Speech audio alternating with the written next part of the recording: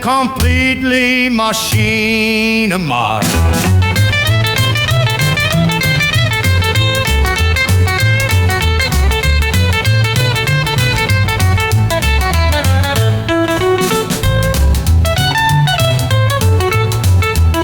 And now for something completely machinima.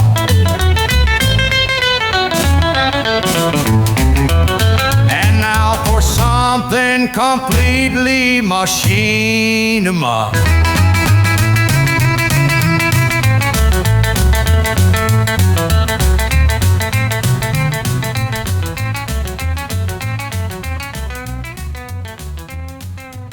Hello and welcome to And Now for Something Completely Machinima, the podcast about machinima, virtual production, and related technologies.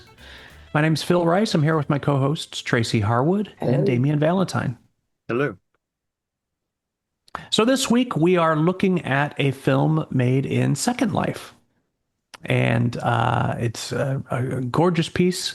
Tracy, it's your pick for this week, so why don't you tell us about it? Yeah, absolutely. It's called May It Be, Lord of the Rings. It's an Enya cover by a young lady called Anna Kurka, Second Life Machinima, and it was released in October last year. Anna describes herself as a Second Life creator focusing on songs, stories, and machinima. She typically covers songs, but also creates original music, which she brings to life with cinematic virtual storytelling. Anna's also an aspiring singer-songwriter and occasionally shares originally composed works on her own channel as well. And her aim really is that every performance is a visual journey crafted in Second Life, which she describes as a place where imagination meets music. Now, this particular short we're focusing on today accompanies one of Enya's classics to Lord of the Rings, May It Be, where her overall aim is to create a small world to accompany the acoustic cover. So this short, as so many of her works do, shows this kind of beautiful cinematic quality of the virtual world. And in it, she's covering this really, you'll be very familiar with this song, I'm certain. It's a real slow, beautiful song. And she does a slow-mo fly-through of this kind of really ethereal world filled with gothic artifacts and ancient forests. And the visuals are really a perfect accompaniment to the song. Turns out it was filmed in a location called Infinite Darkness, which is a region in Second Life created by somebody called Jian. I found an excellent overview of that region, which, as I said, is, I think, a perfect setting for the song. In the review, it's described as a place where good and evil, water and fire, light and dark are in essence, or are basically its essence, and the majesty of the Gothic style, the occult symbolism and the dark powers of the vampires immerse you in a kind of a hellish journey. Well, of course, there aren't any vampires in Lord of the Rings, but it does, Lord of the Rings does refer to similar kind of symbolism as classic Gothic tales such as Stoker's Dracula, making this Second Life region, I think, a particularly excellent symbolic as well as visual choice for situating this particular machinima, just an excellent match. Let me explain a little bit more about that. So both Lord of the Rings and Stoker's Dracula deal with darkness, fear, and this kind of struggle between good and evil. And in Lord of the Rings, for example, figures like Sauron and the Nazgul are really remnants of an older, fallen age tied to ruined fortresses, and a sense that the past still exerts this kind of terrible power over the present. And whereas the settings are often imagined gloomy castles, night journeys, mists and forests, and this kind of constant sense of threat. I think what's done here is this, in this particular song, it's sort of set on the cusp of that as a sort of liminal space between dark and dawn, if you like, dark, dusk and day, so to speak. And that's, I think, really what Enya's song is trying to portray, which was written for Jackson's 2001 version of Fellowship of the Ring. And she really kind of connects this sort of gothic elements and gives this kind of sensual counterpoint to the darkness and fear of the evil forces of Mordor. Now, the tone of the song is really otherworldly. Enya's original version is just the most astonishing thing to listen to, with the harmonies that kind of create this really evocative sense of mourning and distance and the supernatural, similar to these kind of, what you imagine from these gothic castles and ruins and ghosts and whatnot. And it really does feel like a lament sung on the edge of a sort of a mortal world, much like that sort of type of literature used to blur the boundaries really between life and death, and sort of this feeling of being the uncanny. And I think what's quite clever about this machinima is that whilst it's evidently acknowledging that kind of darkness and fear and that kind of long shadow of evil, it doesn't really revel in the terror that we know from that story. Instead, it kind of has a more sort of uplifting tone to it. It sort of offers, I suppose, what you'd say, maybe consolation or a kind of faith in light beyond the night. So I think the song and the music and its expression takes that sort of atmosphere and reshapes it into a story of probably something more close to spiritual resilience. Now, I will give you the link to Enya's version of this, but of course, when you listen to that again, which I'm sure you will, you'll realise just how astonishing her version of it actually is. I mean, Enya's performance is an entirely different quality altogether, and demonstrates really how her voice is a very pure instrument. But in this rendition, I do feel Anna has made an excellent job of putting her own stamp on the song. There's a kind of local dialect in it that gives it a sense of unique characterization, which she then builds on with showing her avatar. And that's played out especially, I think, at the end of the machinima, which I encourage everyone to take a look at, because it's actually quite a surprising end too.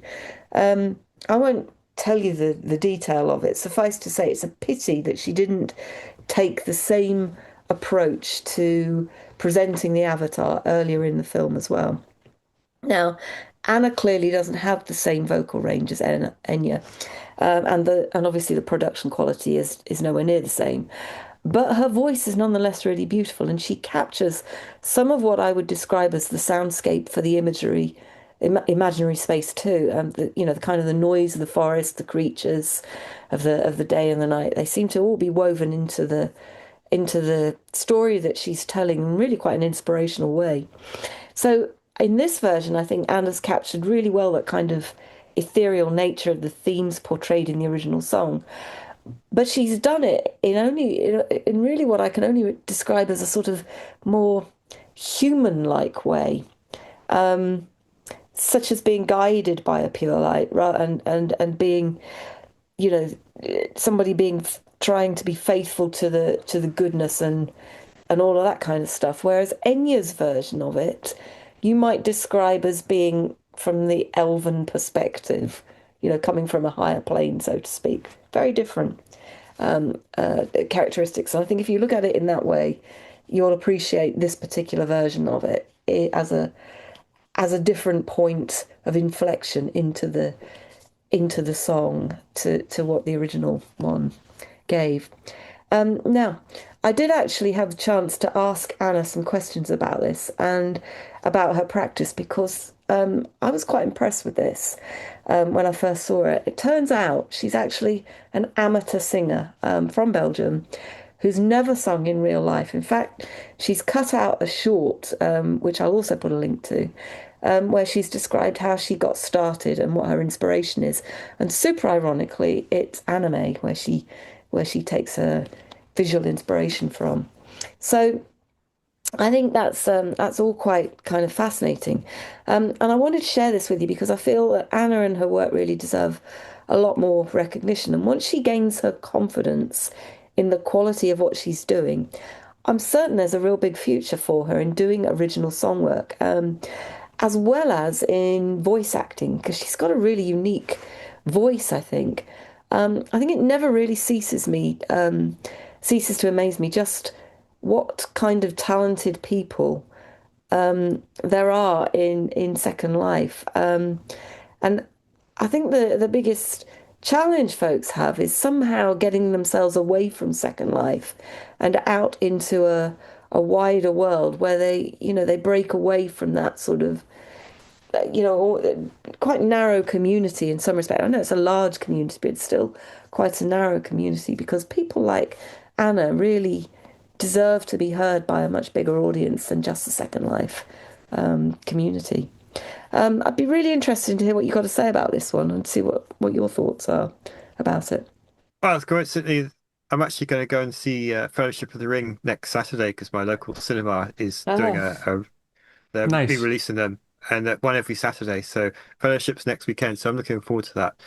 And watching this video has kind of got me excited for it because obviously, May It Be is a very it's kind of sad but yet hopeful mm, song at the end of the first film, and I think that's kind of important because no matter how dark Lord of the Rings gets, whether you're reading the book or um, watching the films, there's always that underlying message of hope at the end because you mm, know that they're going to win in the end, even though it seems really impossible and Sauron's all powerful and there's no possible way to win.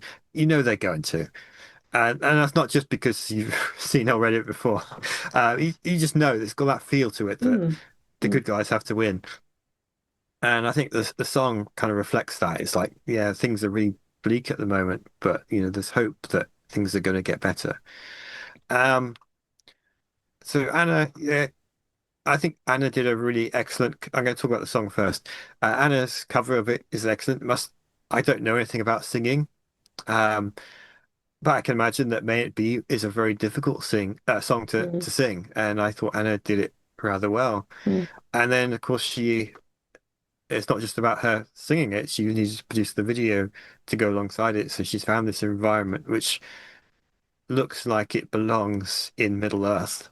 It's mm, not an actual recreation of anything you've seen in the film or anything described in the books. It's just got that Middle Earth vibe to it. mm, So when you see in these locations, oh yeah, this fits nicely, and you've got the sunset and the lighting and everything. It just works, and you've got fog and all that.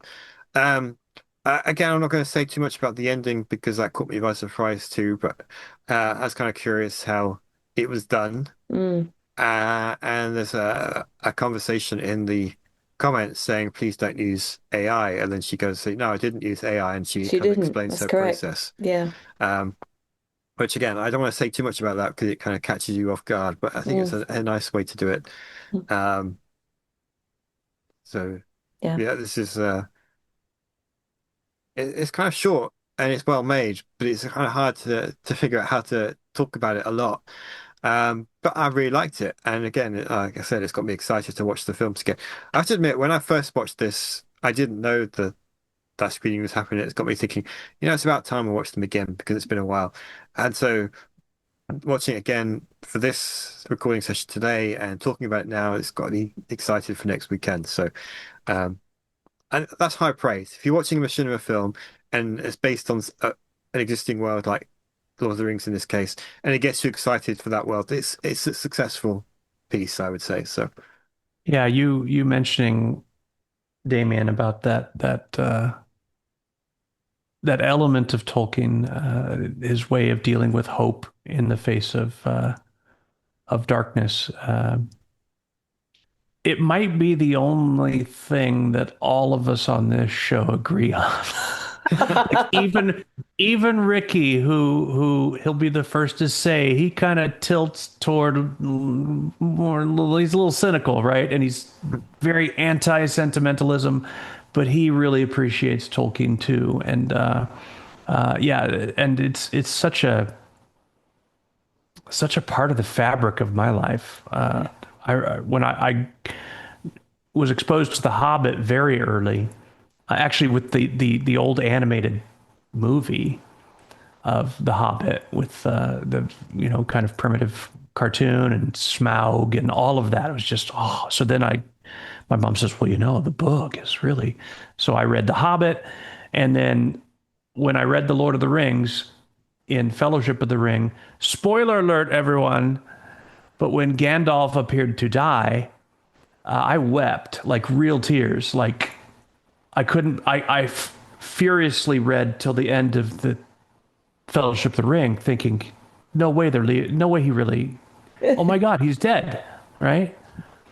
And it wasn't. And then I think I wept again, real tears, when the reveal of Gandalf the White happened, and you realized, oh my gosh, he's still around. I mean, it's just a wonderful, powerful story. So, silly side note there. Um, so yeah, my hat's off to Anna Kurka because it is really a bold endeavor to cover Enya at all, but this song maybe in particular. Um, so for you kind of made some comments, Tracy, that said that she's maybe kind of lacking a little bit of confidence in her talents. Yeah. But this choice kind of betrays that maybe she's got a confidence she's not even conscious of, because to even attempt a cover of this is very, very bold. I couldn't put it any better than you did. She makes it her own. She's not trying to imitate. She's not trying to do an impression, which frankly would probably be foolish for almost anyone, because Enya is so supernatural in this song. But Anna Kurka's rendition here is beautiful, and it's her own take on it. So I loved it. And yeah, you keyed in on the local dialect. I couldn't come up with the words, but that is what makes this a little extra special, I think, is the way that she sings. It's just wonderful. So yeah, the visuals are beautiful. I mean, Second Life, I mean, how old is this engine now, and it still is capable of delivering stylized, admittedly, but wow factor. It's not photorealistic, but I don't think that's the be all end all. It's stylized realism. It's very gorgeous. The lighting continues to surprise me. The way that the light worked with the sunset, and the glow is a little bit janky maybe on like the flowers or whatever, but it just seemed to fit with the style of this. And that's Second Life. I don't know if other people are who aren't as exposed to aesthetic are put off by that, but I'm not. I like it. And it's very possible to film footage in Second Life and have it not look anywhere near this good. There's real skill involved here in selecting shots, and in, Machinima has always been about shooting around as much as you can, shooting around the glitches and the oddities, right? That's the secret to a great Sims 2 film, for example, from way back when, is, okay, so the character does this weird thing. Well, then you just don't film that. You figure out a way to, that same technique is part of Second Life. And it's why that there's a skill that's going on in the assembly of this footage that is maybe not apparent if you haven't worked with the engine before. So it's just wonderfully done. You guys are both right. Whatever this location is, it does evoke exactly the right vibe for the song and for the story that this song is paired with, So I can't believe we're not going to talk about the ending. Are we really not going to talk about the ending? Go for it. Go for it. I'm happy to, but Tracy, I'm going to put up the spoiler alert little graphic thing here. Yeah. Right? Spoiler alert. If go see it and then come back and you'll see why this is. But to me, this is the main thing, right? We have to talk about this. Yes, go for it. How?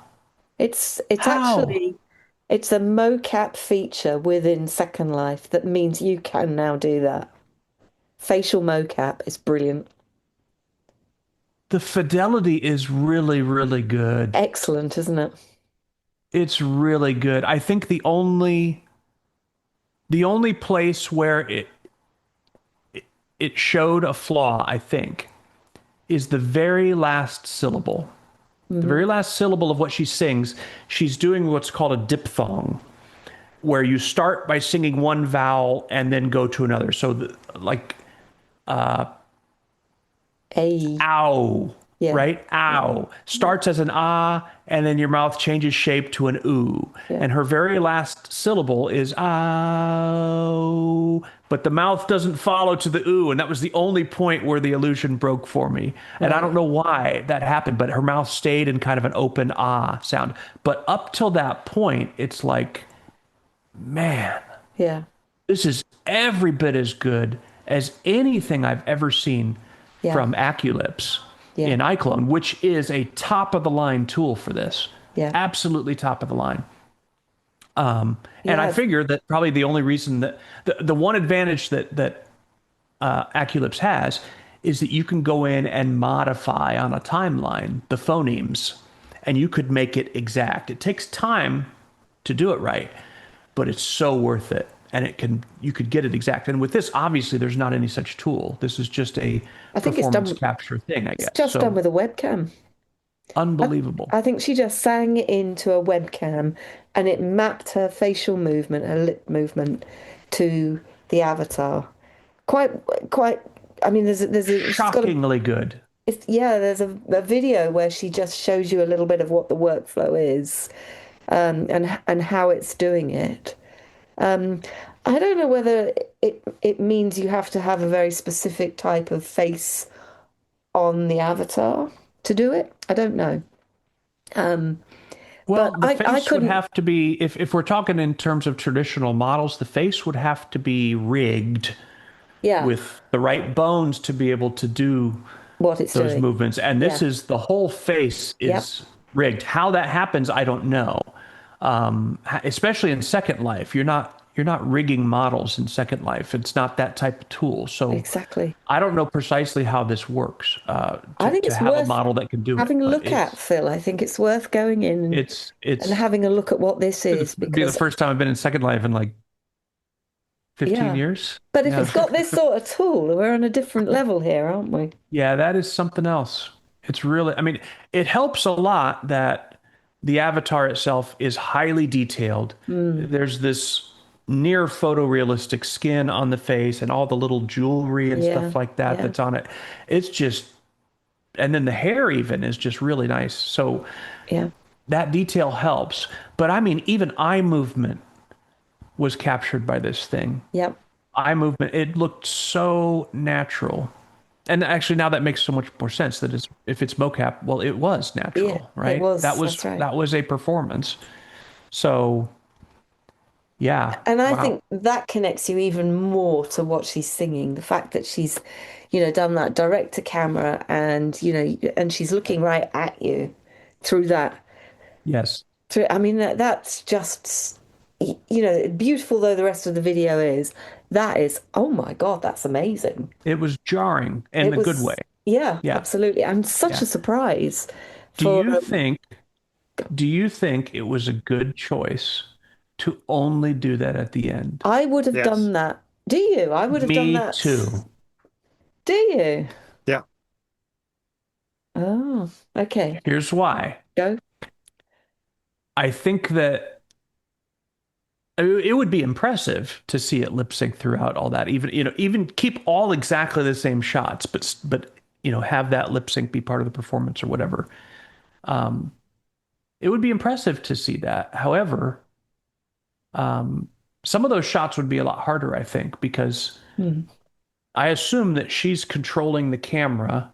She's moving and somehow controlling the camera, but then you'd also have to, at that same point, be capturing all that footage with a moving camera and performing at the same time. It could just be logistically it was difficult to pull off, but let's assume that that's not the case.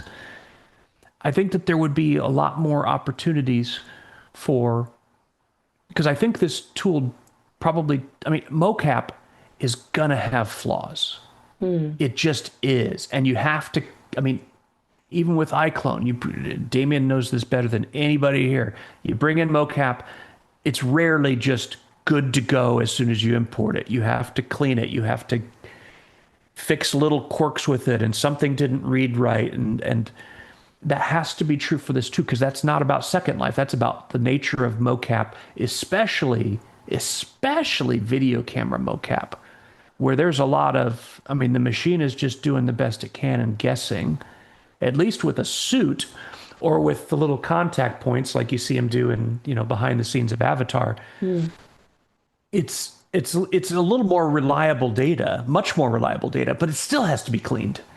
Even those guys have to do that. So I think that if nothing else, practically speaking, it would just be a whole bunch more opportunities for the seams to show, if you will, the flaws in the tool that would take away from the impact. So that's part of it. And the other too is just, it's this nice little sweet concentrated morsel that's like a reward at the end. I don't know, in terms of, if you can think of it as a narrative of the reveal, it's much more impactful to have saved it and just have one nice little spoonful of sugar at the end, rather than risk that by the end of, how long is this video?